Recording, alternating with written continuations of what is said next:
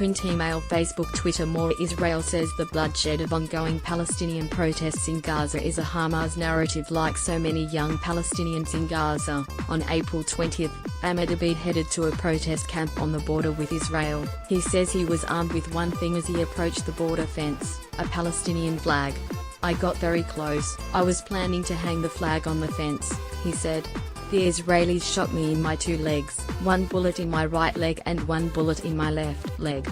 Mr. Abid is one of the thousands of Palestinians who have been wounded by Israeli fire since the Great March of Return protests began on March 30. At least 45 Palestinians have been killed. Media player, space to play, M to mute, left and right to seek, 00:001:1200:0001:12. Israel says most of those shot by its troops have been using the protests to try to breach the fence to launch attacks across the border, but Mr. Abid flatly rejects that claim.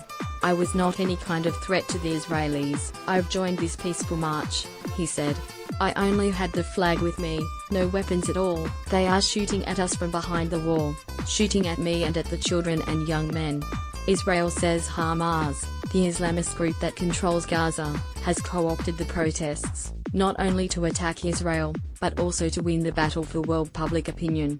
Hamas pushes the kids up to the front, uses them as human shields. "It pays Palestinian children to get shot," said Michael Oren, a deputy minister in Israeli Prime Minister Benjamin Netanyahu's office.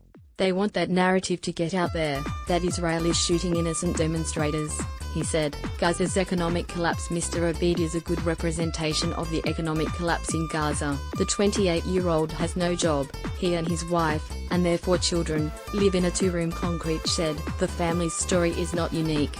Talk to anyone in Gaza and they will tell you the economic situation has never been worse. Israel has maintained a virtual blockade of the Palestinian enclave to try to force negotiations with Hamas, which calls for Israel's destruction. Israel regards the group as a terrorist organization.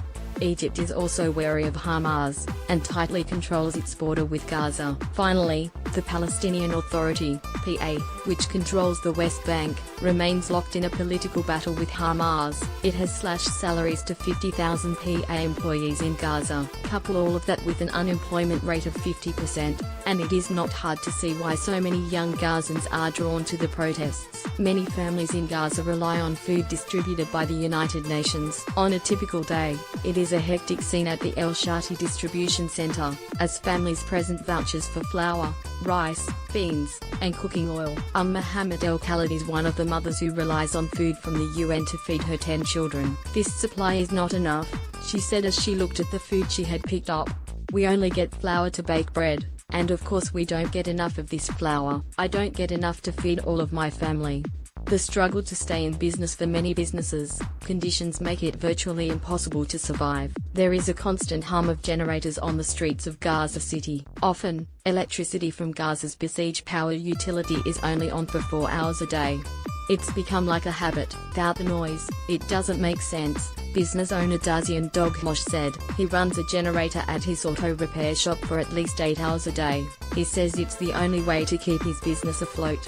"Without the generator, 12 workers will be without work," he said. As hard as the economic conditions are, older Palestinians such as Ibrahim al-Kluwat say the main purpose of the protests on the border should not be forgotten. At 80 years old, he still hopes for his right to return to the village where he grew up, Nalia, just north of the Gaza Strip, and now in Israel.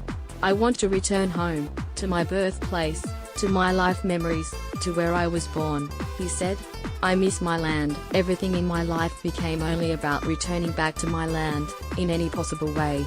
The right of Palestinian refugees to return will be a negotiating point in any future peace agreement with Israel, but it has indicated on many occasions it will not agree to resettle Palestinians. So, the protests carry on. They are set to culminate on May 15. Nakba Day, when Palestinians mark the 70th anniversary of what they call the catastrophe that followed Israel's independence. Mr. Abid hopes he recovers in time to return to the protests. "I'm praying to God to heal my wounds and be able to walk again, so I can go back to the fence and hang the Palestinian flag again," he said. "Because this is our right of return and we want it back." Print, email, Facebook, Twitter.